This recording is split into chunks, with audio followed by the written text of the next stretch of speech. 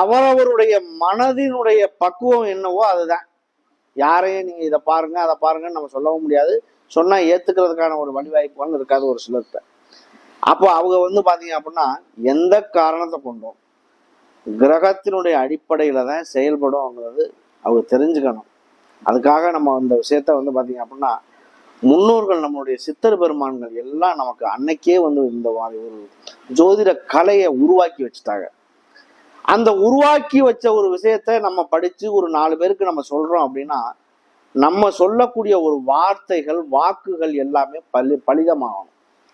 அதுதான் ஆண்டவனை நம்ம பிரார்த்திக்கக்கூடிய ஒரு விஷயம். இந்த ஜாதகத்தை பார்த்து அந்த ஜாதகத்தினுடைய வழியில தொழில் பண்ணலாமா இல்ல தொழில் பண்ணக்கூடாதா, வேலைக்கு போகலாமா, அடிமை வேலை தானா, இதெல்லாம் பார்த்து செயல்படும் பொழுது வாழ்க்கையில் முன்னேற்றத்தை சந்திக்க வழிவாய்ப்புகள் உண்டு.